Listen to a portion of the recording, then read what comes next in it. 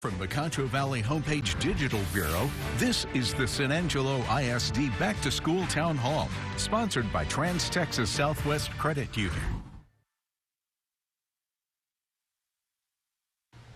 Good evening, and thank you so much for joining us tonight. I'm Carolyn McEnroe. For the next half hour, we're going to be talking about everything back to school, from this year's free breakfast and lunch program to whether or not your child should be wearing a mask in class. We have the district's 3 top administrators with us this evening. Superintendent Carl Detloff, nice to see you. Thank you. Assistant Superintendent Dr. Jana Ritter and Assistant Superintendent Dr. Farah Gomez. So nice to have you all here for a wonderful half-hour discussion about all things back to school. And you all, of course, school starts for everybody on Wednesday the 18th, but you all have been busy at it this week. I tell you what, we even have mentioned earlier, you know, in our production room, we've talked about a couple of things already before the big show.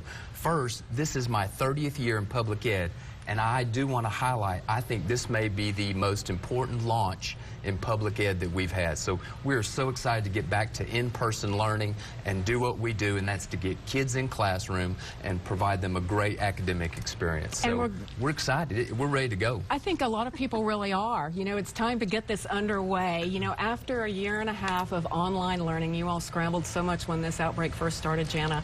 Tell us what we're looking at this year for all of these students, thousands of them, back to the classroom. Back to the classroom means, you know, we want it to be as normal as possible, and we want them to feel comfortable coming to school and being in the classroom. We're excited about having them. Their teachers are ready. Everybody is wanting to see their students, and students are wanting to see each other. And you know, one of the first things we're going to do, Carolyn, is really just get our kids in, take care of them, and really assess where they are academically and socially, and just try to meet them where they are so we can just make this a fabulous school year. Everybody back into the classroom, yes. Which, of course, Farah, everybody, we've been hearing about it. The largest school districts in the state have already said kids are going to have to wear masks. It's all over the place, and it's a real pressure point for a lot of people. Tell us what the policy will be for San Angelo school students and teachers in classes. Absolutely.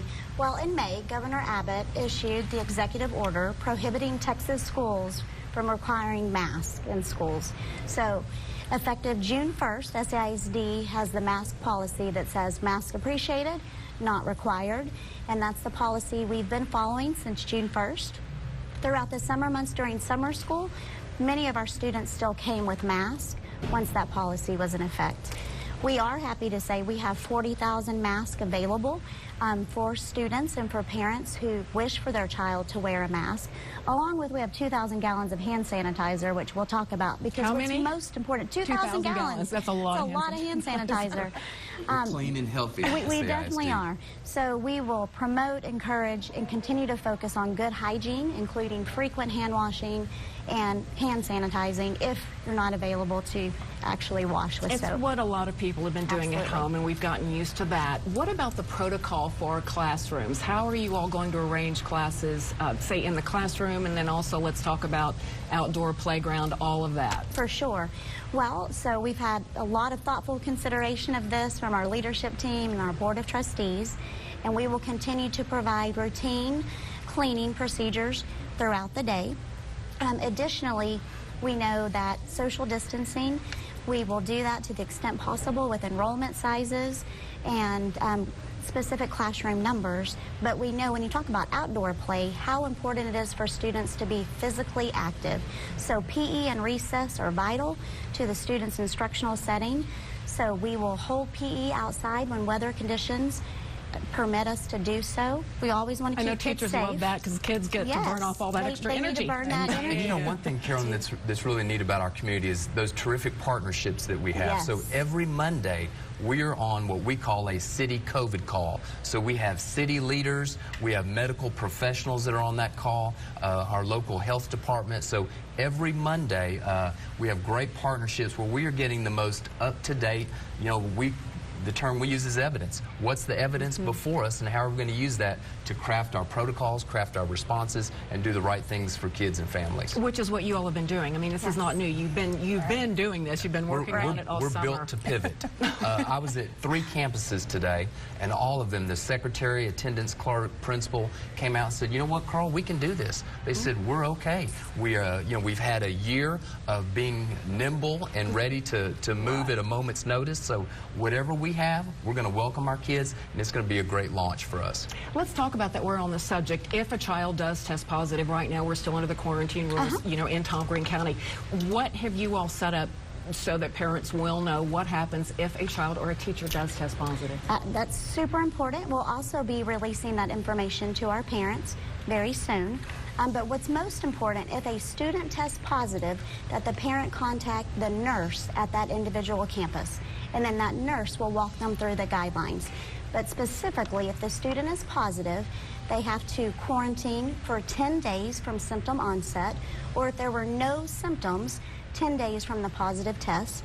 They need to be 24 hours fever-free, and the other COVID-19 symptoms need to be improving. But I can't stress enough the fact that our nurses will be there to help parents throughout that process and provide the guidance when they're good to return to school. Because it can be frightening, even though a lot of people have dealt with it. And all that information is available on the website, and then parents will know how to get in touch with a nurse on school campuses. We will be releasing that information on the website and for our parents. Let's talk about the curriculum, Jana, about how that's all going to work out. Are you all, I know you're always in the process of changing things and updating and doing all of that. Tell us about curriculum this year. So with curriculum and instruction, we are going to be, again, you know, following the state standards, and we have great frameworks in place, and our teachers they're ready and prepared and ready with great lesson plans and things to get ready for our kids. But one thing that I think we've learned from all of this is with digital innovation, the importance of allowing our students to have that opportunity as much as possible, because that's one thing that, you know, there's some things you want to go back to and some things you don't want to go back to, and we want to take them where they are. And our kids have learned so much about digital citizenship and learning that we want to continue that in the classroom. So we have a lot of great things happening with digital innovation in the classroom for this year. And that really worked out for you all when everything got shut down last spring, because you all actually had that, one of the only school districts in the state that had that in place. We did. We were one of the leaders to have that in place. Our Virtual Learning Academy, we certainly did. And, you know, this year, Governor Abbott and TEA have said that we're not going to be doing digital virtual learning academy this year. We're going to really focus on in-person instruction. Unless we get updates from the legislature, that's different. But we're ready to pivot when that happens. But in the meantime, just the in-person instruction, we're doing so much with our iPads, Chromebooks, and an iPad initiative where we're trying to get an iPad in the hand of every single student in San Angelo ISD. That's a lot. Let's say that again. That's a lot of new iPads. What, maybe in 2 months they all come in? Yes, for the middle schools and high schools. And so, how do you charge them? Do kids charge them at school, or can they take chargers home? How's that going to work? Chargers. They'll have them. We'll have places at school, but they get to take them home, and they'll have resources. Don't lose the charger. Right, don't lose the charger. They'll have their resources loaded. Today I was at Central High School, so all the teachers at Central and at Lakeview have gotten their iPads. All the teachers are also getting an iPad, so they can deliver classroom instruction through their iPads as well, straight to the students' iPads. It's really exciting. We had Apple coaches from Apple here in San Angelo coaching these teachers today, and they'll be here every month helping to coach the teachers with exactly what to do for the Apple Classroom on the iPads. How interesting. That's exciting. It's exciting. Let's talk about social interaction. You know, that was one of the big complaints while students were home and away. They weren't facing face-to-face with teachers. They weren't face-to-face with other students. What about the social interaction aspect of literally going back to, I can't believe we're talking about this, but the way things should be? Right. You know, that's such an important part, and I know that we've all had situations where we've talked to parents who that really is one of their greatest concerns. They know that their students are going to catch up academically, but the social interaction part, I think, is what kind of took everyone off guard. For months not really being socially interacting with other students, they're really looking forward to that, and we're going to focus on that and giving our teachers a lot of tools to help focus on their students' social, emotional well-being in the classroom. So that's really something that teachers are taking taking on literally. I mean, Yes. you're, you know, in addition to all the usual classwork that you have, that's something that they're actually going to be Yes. teaching Yes, or we do. dealing We have with. curriculum for that, Second Steps curriculum that we use with our students, and our counselors have been trained in that at every campus.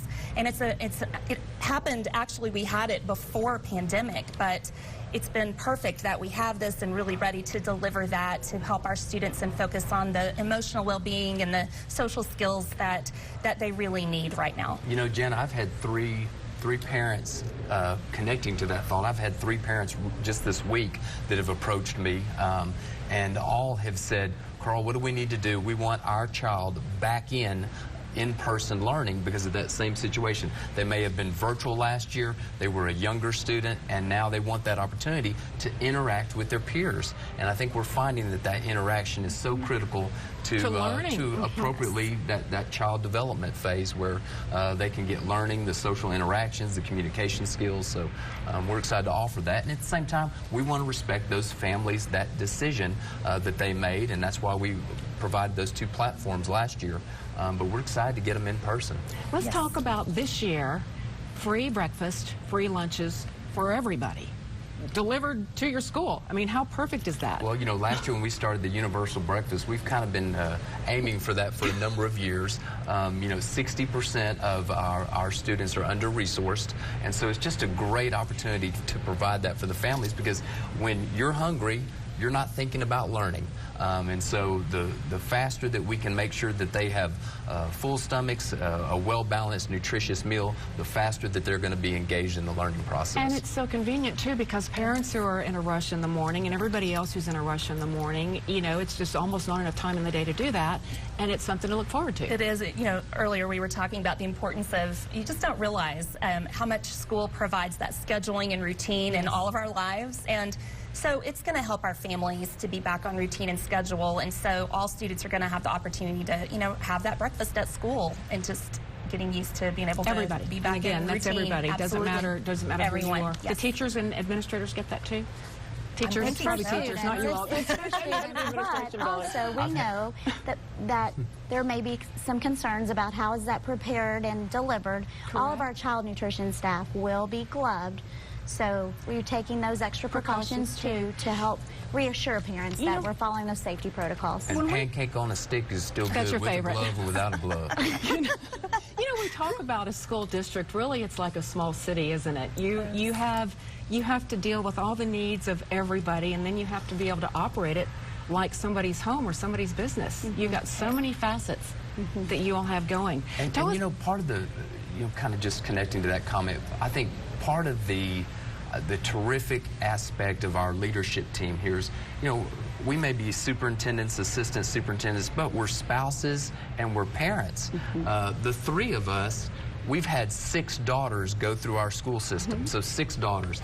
4 of our daughters have participated in our school system in a COVID environment. And we know that it is evolving, it's constantly changing. So the filter we use is we have multiple filters. We're looking at that from a spouse, a parent, and a school district leader to try to make the best possible decision for our families. And I know you're a volleyball dad. Let's talk about extracurricular activities and athletics. Let's just start with that. Football games, basketball games, how's that all going to work? Well, currently, extracurricular is back as normal for how we knew it before. In fact, we're happy to say that we do have our tickets on sale for both Lakeview and Central football at the administration building. So anyone that needs to come purchase tickets, season tickets, they're available right now. So again, it goes back to, we know that students that are involved in extracurricular, they're more connected, and it helps us reach the hopes and dreams of every family when we can offer a variety of extracurricular. And that's one of the things we take pride for in San Angelo ISD, is that we have a wide array of offerings that not all districts have the ability to offer. So we really work hard to connect the student with what makes them excited to be at school. So we're glad to say that extracurricular is back to normal. And we got to see a bunch of them yesterday, We sure Sarah, did. at our convocation. So A lot of football, choir. cheerleaders, band, orchestra. So it was a fabulous, you know, launch into our new school year yesterday at our convocation with 2,000 employees. And I'll tell you, they are looking forward. So they are gazing forward with purpose and are ready to start this school year. How have teachers been prepared through the summer? You know, everybody shows up in class on the first day. You know, they really, you know, that's when but teachers really have to start working several weeks or months out. You know, Carolyn, we were so happy. We offer a San Angelo ISD Learning Palooza. We did that in July, and we've done it for about 5 years. But this year, we had 784 professionals register and attend.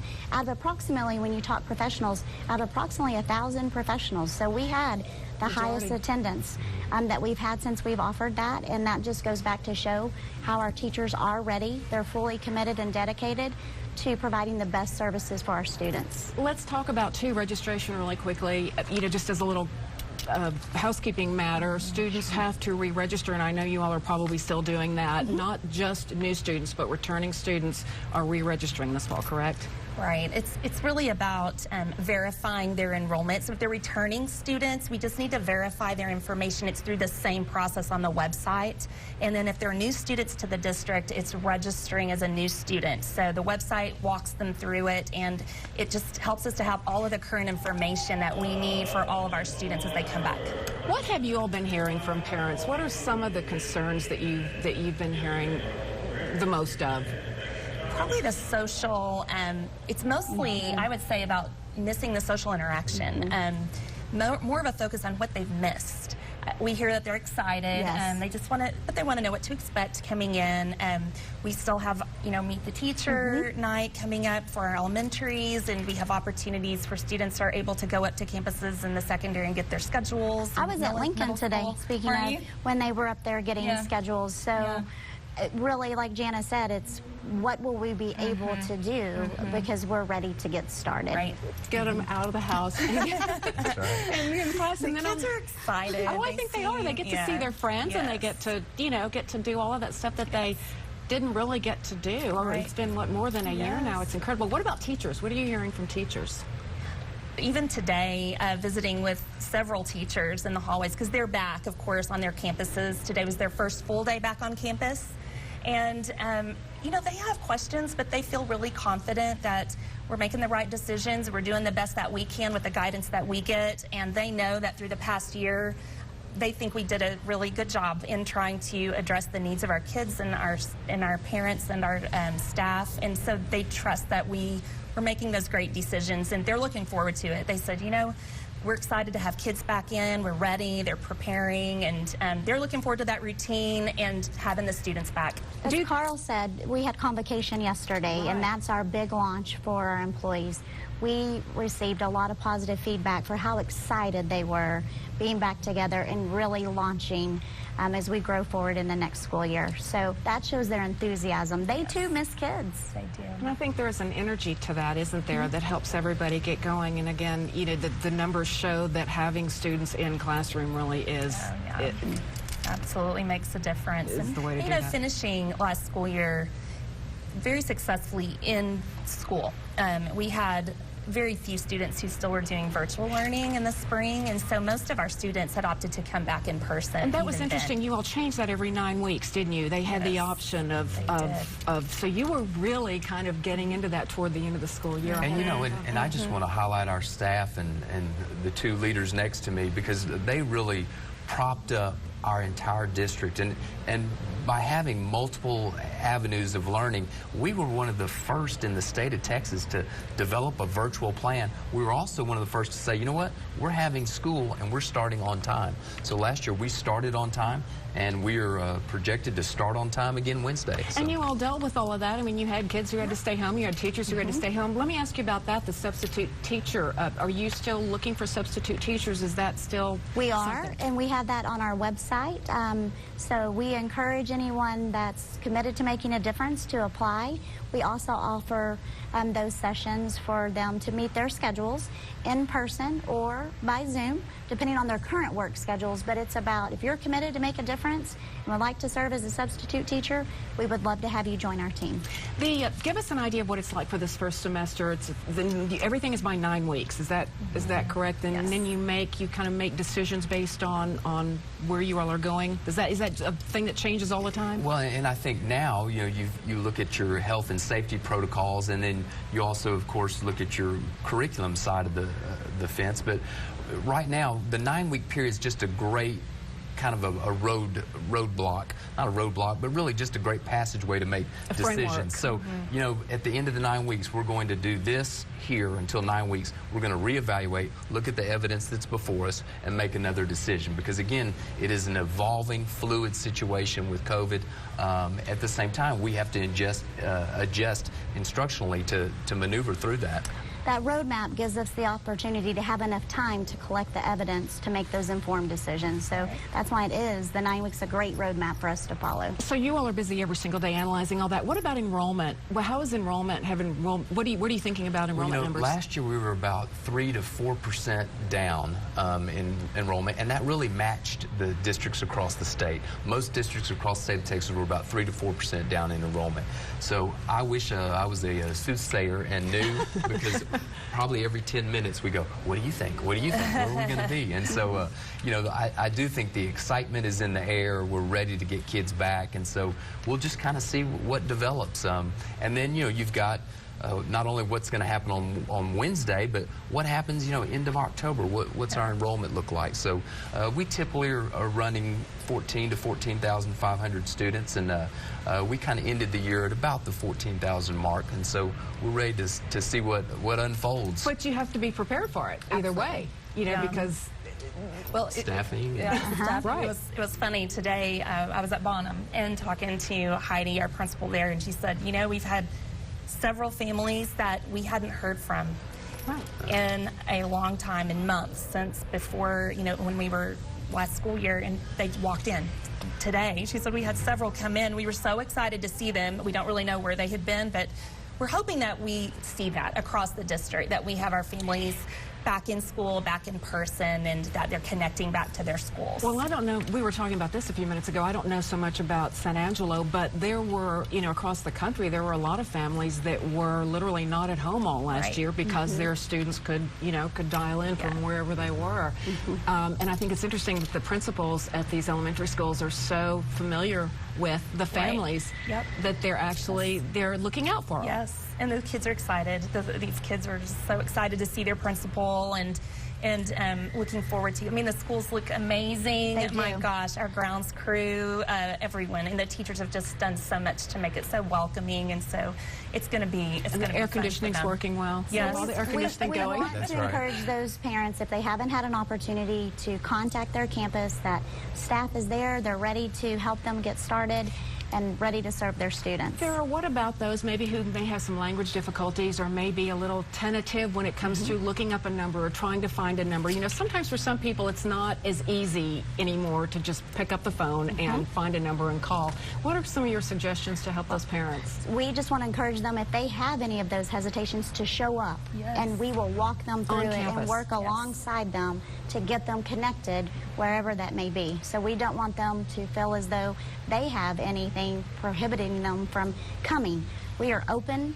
We're here to serve, so if they have any questions, just show up on our sites and we will direct them to the right people. And again, those are the people in the office, the front office, the principal or the secretary. Our front doors are open on our buildings. Let's go back over, just for those who may not have been with us at the top of the half hour, about the mask thing and the protocol and all of that kind of thing as we start to wrap this up this evening. You all have very carefully set this out. Again, Governor Abbott has prohibited masks in school, but you all are encouraging. I don't want to put words in your mouth. Sure, I think, our philosophy is mask or appreciated.